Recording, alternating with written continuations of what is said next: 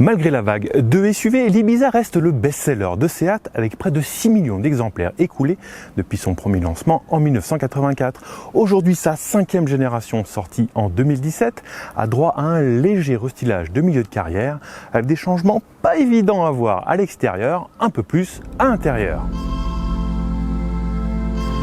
Mais commençons par la ligne et sortez la loupe, la plus grosse évolution se repère avec un petit détail au niveau du haillon, le logo Ibiza en typographie manuscrite. Sinon les feux LED sont étendus de série à toute la gamme et les plus attentifs remarqueront de nouveaux modèles de jantes en 17 ou 18 pouces, c'est tout et c'est bien maigre.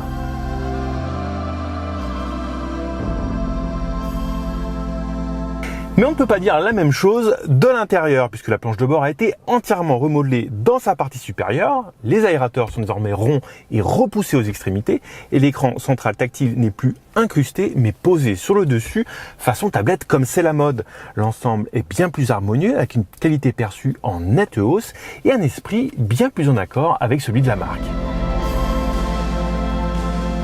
Belle mise à jour aussi de l'équipement avec l'arrivée d'une instrumentation numérique de 10,25 pouces, l'écran du système multimédia pouvant aller jusqu'à 9,2 pouces, Apple CarPlay et Android Auto désormais accessibles sans fil, la conduite semi-autonome sur voie rapide ou encore la commande vocale connectée.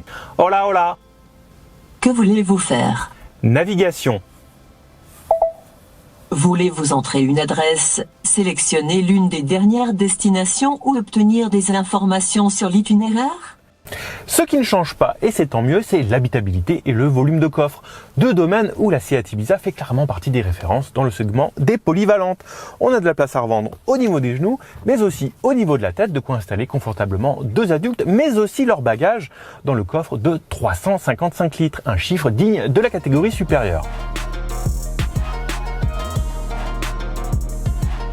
Ce qui ne change pas, et c'est bien dommage cette fois, c'est du côté des motorisations, puisque la gamme reste strictement identique, avec au choix un 3 cylindres 1 litre développant de 80 à 110 chevaux ou un 4 cylindres 1,5 litre de 150 chevaux. Pas la moindre électrification au programme, donc pas même une petite micro-hybridation, ce qui est décevant. Mais la Seat Ibiza se rattrape une fois le volant en main. Notre modèle d'essai est équipé du 3 cylindres 1 litre TSI développant 110 chevaux et 200 Nm, associé à une boîte de vitesse double embrayage à 7 rapports DSG7, ce qui devrait être la version la plus vendue. Alors c'est sûr que puissance et couple peuvent paraître modestes, mais la masse reste maîtrisée, même si en hausse légère à 1163 kg dorénavant.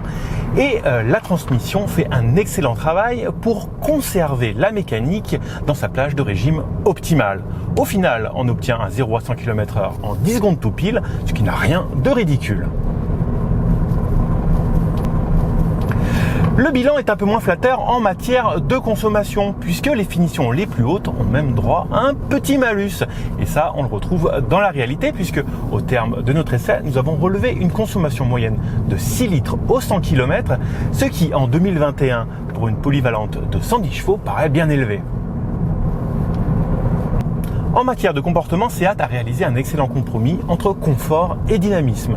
Alors d'accord, les anciennes générations d'Ibiza étaient peut-être un petit peu plus amusantes à conduire, mais cette nouvelle souplesse lui va très bien et permet d'envisager sereinement de plus longs trajets.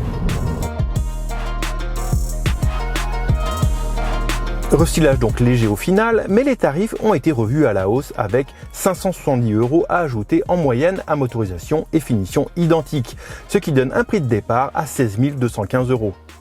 Certes, l'équipement de série est un peu plus riche, mais l'Ibiza rentre donc un peu plus dans le rang dans ce domaine, alors que ça faisait auparavant partie de ses qualités.